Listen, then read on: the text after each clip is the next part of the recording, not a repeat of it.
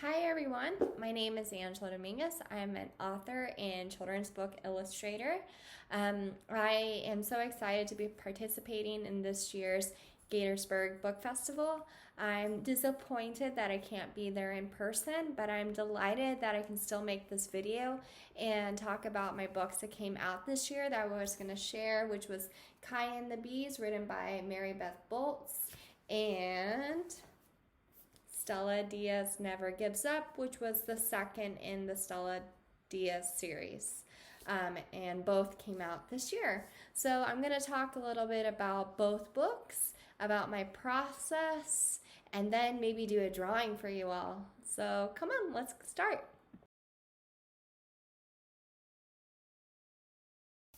So now I'm going to read to you Kaia and the Bees, written by Mary Beth Bolts. And see, here are some of the bees and their beehive. And this are some hives. And this is where Kaia lives over here. You can see right there. And here is Kaia in her bedroom with her kitty cat. And she has a poster that says, "Hang in there." I'm the brave type, like hottest hot pepper brave, and furry spider in the basement brave. But one thing super scares me. Bees. Bees have stingers. Once I stepped on a bee barefoot and it stung me.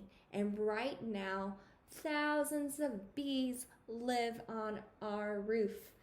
Bees, bees, so many bees. And see, she wrote my roof and the hives. And here's a bee. And look at Kaia. Doesn't she look pretty scared? And the kitty cat too. And here is her dad and Kaia and her cat again. She even has a little goldfish. And here's her mom working on her laptop. Dad says honeybees are dying, and scientists don't know exactly why. Dad reads bee books and talks about bees non-stop.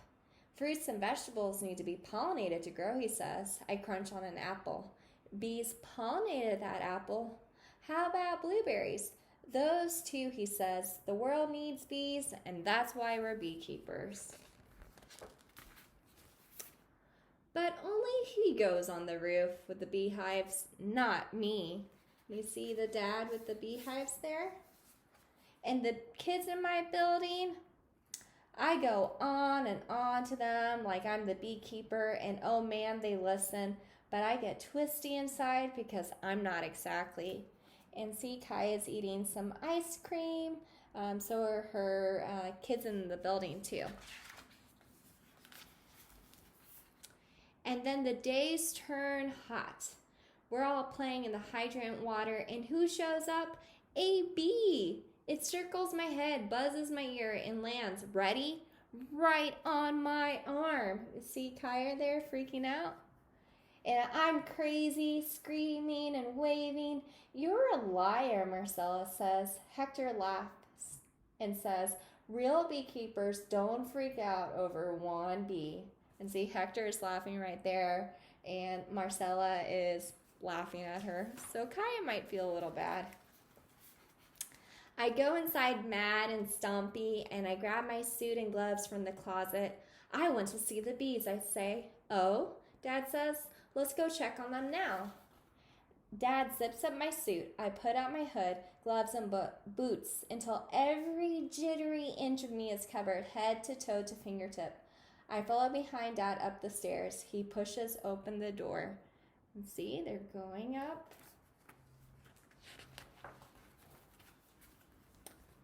There on the roof, beehives. Bees crawling in and out of the little hole. Some bees have bright orange and yellow puffs stuck to their legs. They're carrying pollen, Dad says, and he pries open the lid. You see all the bees and how they're on the roof, and you can see the other roofs of the building, and then Kaia looks a little nervous. All of a sudden, bees are everywhere. A flying, buzzing, zipping cloud. My hands shoot up to swat. Dad means business. Stay still, Kaia. Breathe. But I hold my breath.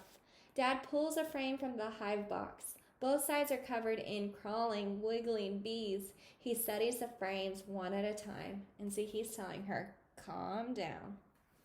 Then he pulls a frame and holds it out for me to take. Me, the liar, or the brave girl? My head is soaked with sweat. I blink hard. I reach. And you see Kaia, she's slowly walking towards her dad. And here I am, scared to death, but holding 1,000 bees, maybe more, between my own two hands. The bees are electric, buzzing and buzzing, and I'm electric too. She looks kind of happy, right? Let's find the queen, Dad says. I hunt and hunt, then I spot her. Dad gives me the thumbs up. So far, so good. Bees are perched and sticks floating in their water tub. I watch them balance and sip. I can't believe they actually look cute. And she looks like she thinks they look cute, right?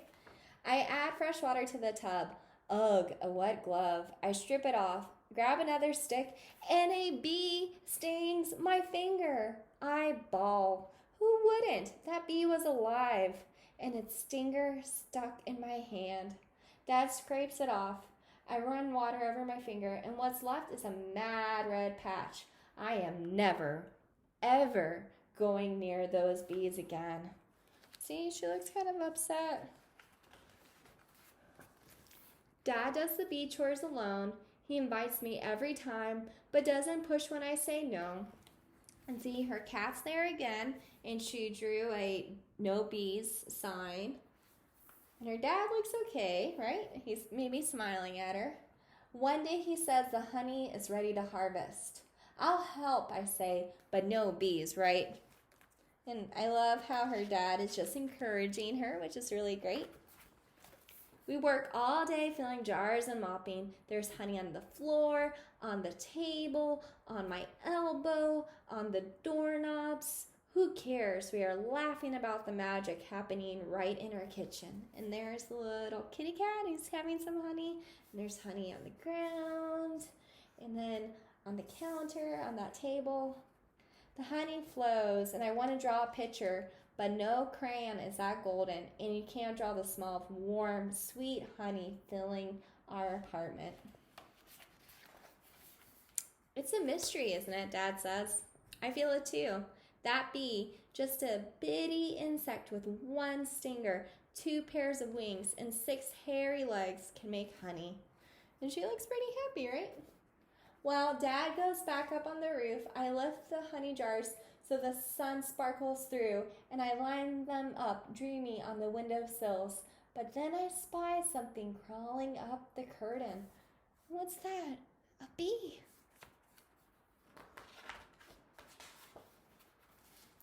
A bee.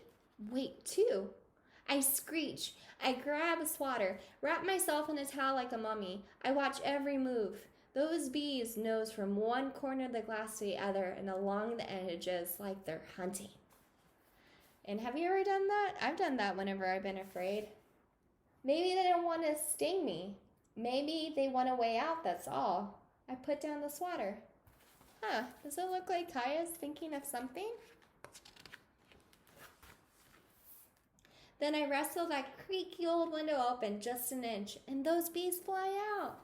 And see, Kaia's waving bye to them. Dad and I go for a walk when the sun is setting. I'll go on the roof again, I tell him. I will, because bees are amazing and scary and mysterious, and we need them.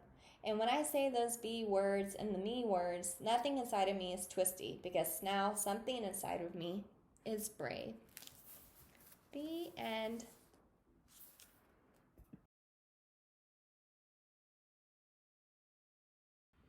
So now I thought I would read to you all from Stella Diaz Never Gives Up, and I'm going to read from chapter 2. It's one of my favorite chapters in the first part of the book. Now, plan B is not bad at all. It's actually great. The B in Plan B might stand for the best idea. My plan is to continue what I started in Mrs. Bell's class and study as much marine life as possible. I'm hooked. Like Jacques Cousteau said, the sea, once it casts a spell, holds one in its net of wonder forever. Scientists predict that we've only seen 5% of the ocean floor. It makes sense, since they are miles deep and cover 71% of the earth. I'll need to know more about the oceans too if I'm able to go to the Shed Aquarium summer camp. Mom helped me apply a little while ago, but we haven't heard anything. I even included with my application a persuasive essay on how I wanted to be the next Jacques Cousteau. To top it off, I attached pictures of my animal project from Mrs. Bell's class. I really hope that I'm accepted into the summer camp. This way I'll be doing something memorable this summer just like everyone else I know. Like Jenny has her dance camp. She is even going to have a big recital. One of the biggest in town, she says. Then Nick has his first big job. It's only part-time, but he gets a paycheck like an adult. Mom is so proud of him. She wanted to frame his first paycheck, but Nick said no. He wanted to keep the money more. I want to make Mom proud of me too, but I can't get a job. I'm too young to work. All I know is if I don't have a project or a venture of my own, my summer will be boring with a capital B. I'll also fall behind everyone else. I'm determined to turn things around, so I get to work. I sprawl out on the rug in the center of the living room and I start on my project. As I draw, I hear the front door open. Then I feel a gentle lick on my hand. The pint-sized slobber comes from Biscuit, my neighbor Linda's Chihuahua. He is brown and white with legs as wide as my thumb.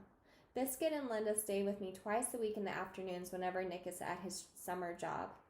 And there is Stella with Biscuit. It's a little bright, but you can see them. Hi, Stella, Linda says, shutting the front door. Is my Biscuit bothering you? I shake my head. I think he just wants to see my drawing, I reply. I like Biscuit because he is curious about everything. He often crawls from Linda's backyard through a tiny hole in our fence into our backyard. That's how we were first introduced to Biscuit, and then Linda when she came to get him. What fish are you drawing today? Linda asked. A long-nosed butterfly fish, which is right over here. Did you know their design helps them blend into the coral reefs? I did not, she replies. Thank you for teaching me a new fact. I pause. Linda, would you consider that a conversation starter? She chuckles. You know, I just might. A conversation starter is what Mom calls a fun fact you can share when you're chatting with a new friend. I'm collecting them in my composition book for when I start 4th grade at the end of summer. It will help if I'm feeling quiet, although I may not even need them, especially after what happened last school year with my new friend Stanley. Stanley is one of my newest friends. When I first met him, I thought no way would he want to be friends with me. He is extroverted and I can be shy. Not to mention I acted like a total klutz in front of him on the first day. Turns out I was very wrong. We've got a bunch in common and now we're close buddies. Sadly, Stanley is gone for most of the summer on probably the most exciting adventure of everyone I know. He's in Texas visiting family and going to his own amazing summer camp, NASA Space Camp. He's going to be a junior space explorer for a whole week. He's going to learn about gravity, program a robot, and maybe even explore a space rocket. I'd rather explore the oceans than outer space. I get motion sickness, and those rockets shooting out into space make me queasy. But there is no denying that Stanley is going to have one of the coolest experiences known to humankind. Summer would definitely be more exciting if Stanley weren't away. If Stanley were here, he'd be learning about marine animals with me. He loves the aquarium almost as much as I do. Instead, he's having an epic adventure while I'm just sitting here at home. He promised to email me with his dad's email account, but I'm afraid he's going to be too busy to remember. I sigh and look at my drawing. If only I could do something big this summer, too. The end.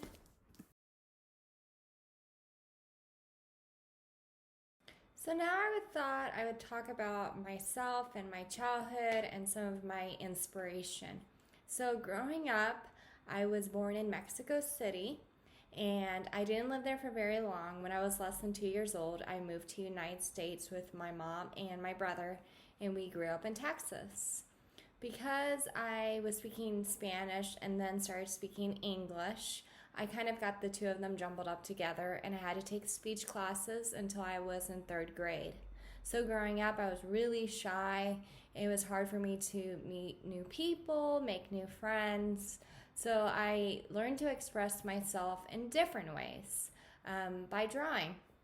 I would draw on everything from paper to painting to drawing. I would even draw on the furniture, which my mom said it was okay because the one that I mostly drew on was a coffee table in the living room, and I would scribble underneath and you couldn't see it from the top. And my mom's always been really supportive when it came to my art.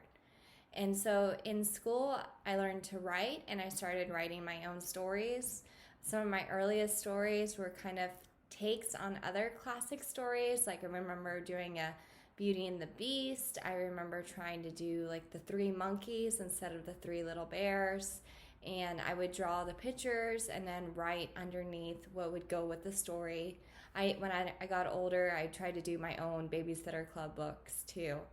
And then as I was reading growing up, I fell in love with books, which is part of the reason I was inspired to make books. I love the true story of the Three Little Pigs, Where the Sidewalk Ends, and I think my favorite chapter books were anything by J.D. Bloom, Ramona by Beverly Cleary, because she was the kind of girl that I wish I was like when I was growing up, a little bit more outgoing, maybe not such a troublemaker, but a little bit louder. And then I also loved James and the Giant Peach by Roald Dahl, because I loved how it was weird and strange, and it was in a place where insects could talk. So as I got older, I kind of just kept doing the same thing. I would write and draw. I took every art class I could through high school. I got really good grades, and I got a scholarship to study art. And so I went off to art college, and that is where I learned to become an illustrator. A lot of people ask me, how did you get into illustrating books? Well, for me, it was college, and that's where they taught me how to draw, how to break into the industry. And so ever since then, when I graduated back in 2007 with my MFA, I've been working in children's books, and I feel really lucky to still be doing it. Now when it comes to working, I'm going to talk now about inspiration. Inspiration is a tricky thing. It's a matter of finding kind of that right thing that sparks your imagination. But while it can be tricky, there's a lot of places that we can go to find it. And hopefully with a little magic, you come up with a great idea. So reading is amazing. It teaches you what a good story is. It gives you the opportunity to go on an adventure that you might not be able to. Like, I don't think I'm ever going to go to outer space, but I can do that through a book. And I also think that reading teaches you how to write a good sentence too. So it's so important, whether you want to be a writer or not, to read a lot. And then I also recommend going for a walk. I find going outside in nature, exploring the outdoors really makes a big difference, because you get to rest your mind. You're not on your phone, you're not on your tablet, you're not on your computer or watching TV. A walk outdoors in nature can help a lot. And then I love going to the bookstore, of course, the library, an art museum can be really great, or a gallery. I also think movies can be really inspiring too, because they are telling stories in a different way too. So all those are places that I will go find a little bit of inspiration.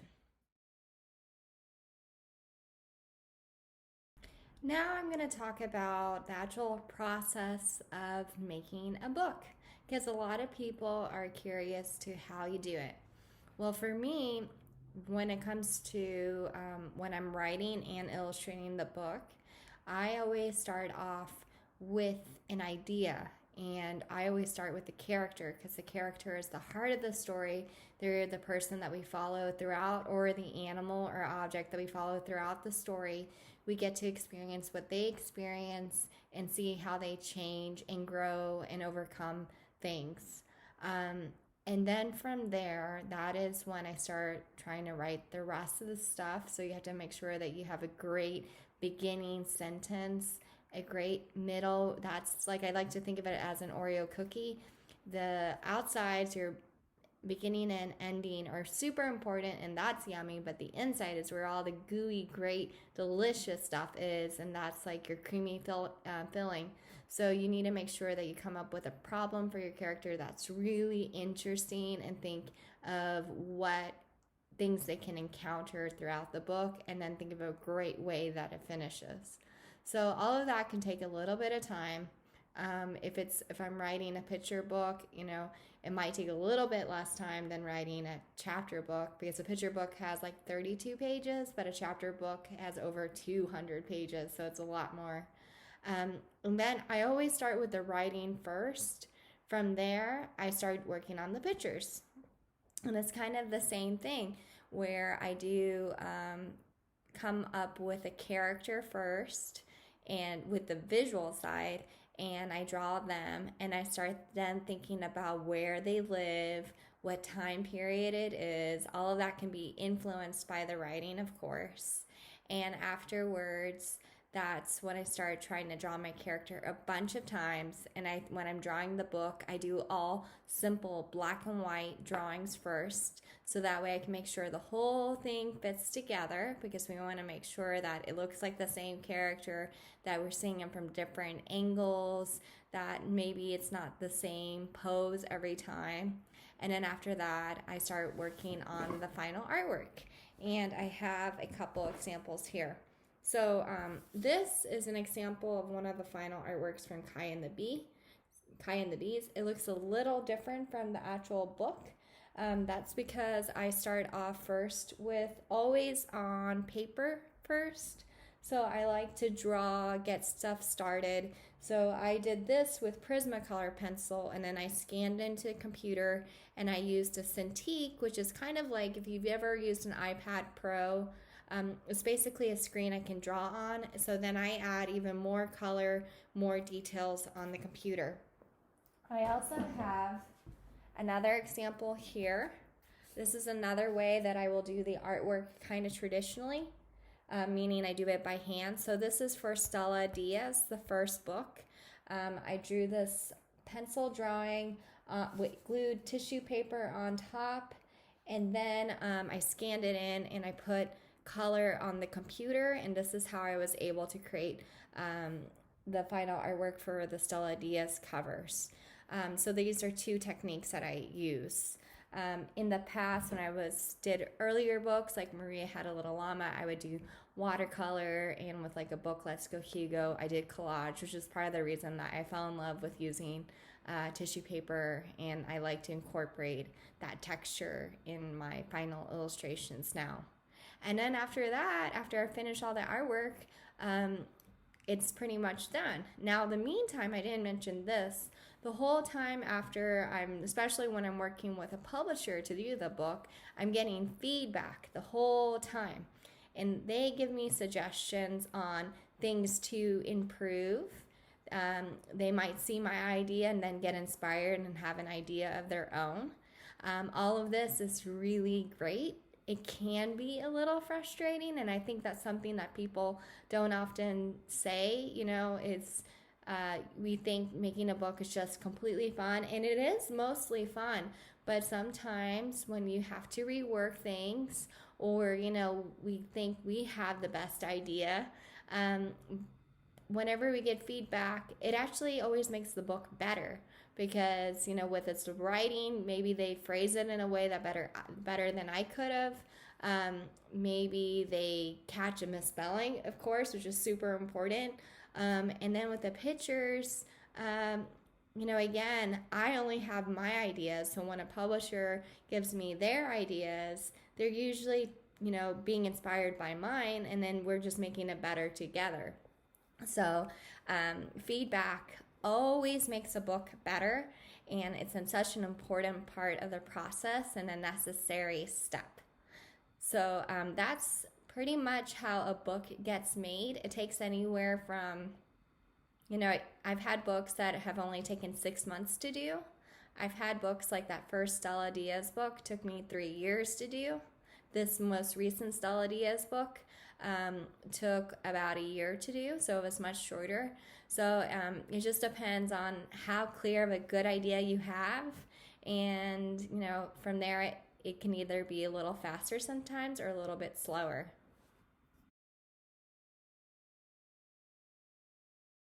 So now I'm gonna do a brand new character, but I need a little help because I don't know what kind of character to draw, and I usually love drawing animals. So Kyle, what animal should I draw today?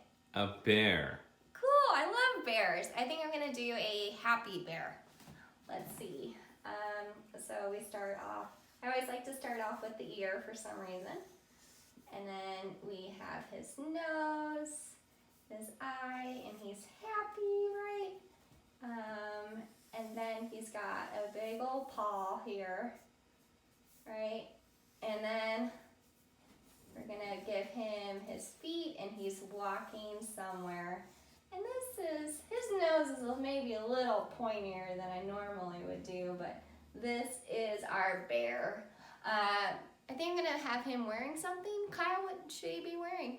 A scarf. A scarf? I love scarves. So we'll draw a scarf.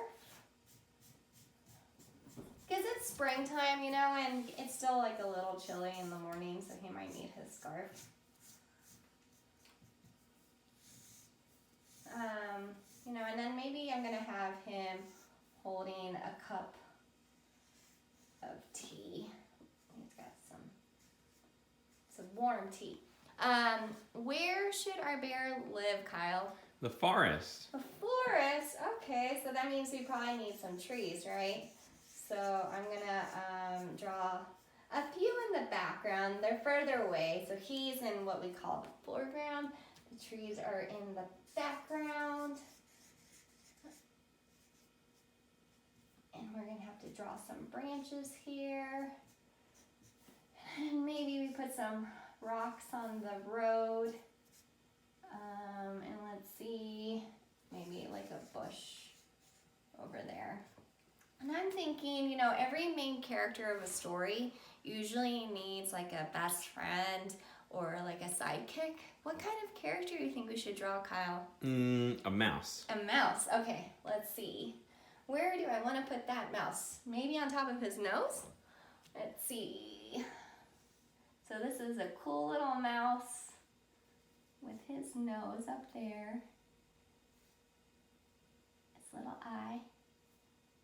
He's also wearing a scarf because they're best friends. He's got his tail there. Now, I'm gonna give him some, and you know what, I'm gonna give him some shoes too. That way he looks even cooler. I guess finally, before we start thinking about a story for him or that you can all write afterwards, they need names. So what do you think for the bear? Ben. Ben? Ben the bear. And I'll name the mouse. Let's see. Let's say Rosie the mouse. So when you go write this for yourself, I would think about, or if you want to draw pictures for it, or if you want to write a poem, whatever you want to do, think about what problems or adventures they could have in the forest. Do they get lost? Do they find a big treasure? Do they meet someone who needs their help? Could they be a chipmunk? Could it be a person? The possibilities are endless, but this is just to kind of get you started. Again, I always start with a character. I think of their place, I think of their personality, and the story develops from there.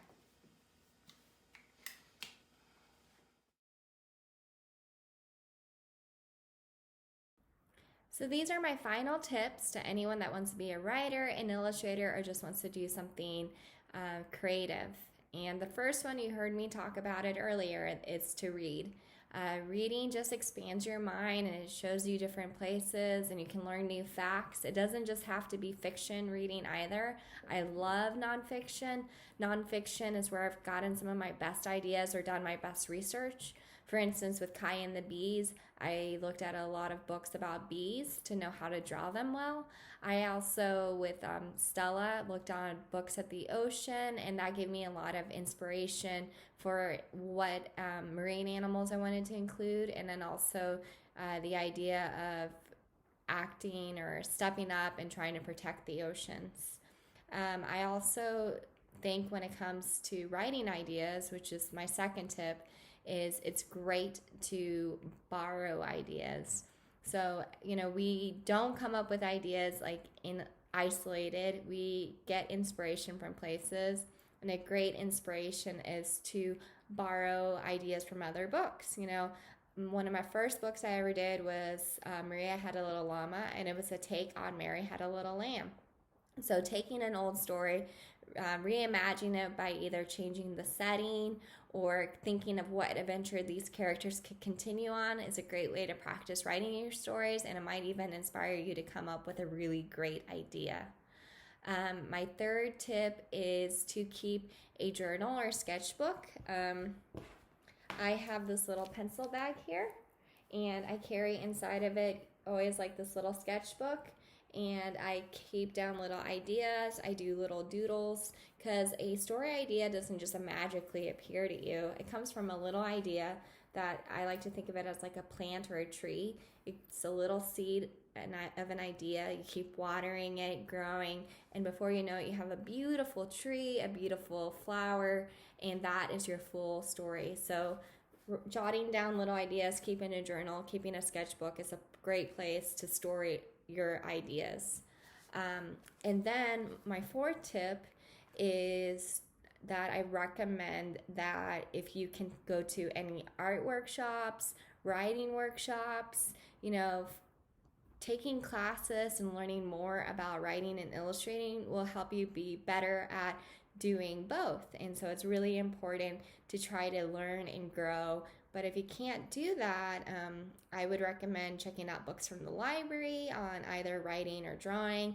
They have great books on how to draw like animals, and they break it down into simple shapes, much like I do in my drawings. And then finally, I think it's super important to say that everyone is a storyteller in their own way. We all have our own experiences, our own background, our own point of views. And whether you want to try writing it as a poem or a graphic novel or a regular novel or a picture book or a song or a dance, you all have a story to tell, and it's worth telling. So I hope you're inspired to go create your own books, and I hope that next year I'll be able to see you all in person, and I hope you're all home and safe and healthy. Take care. Bye.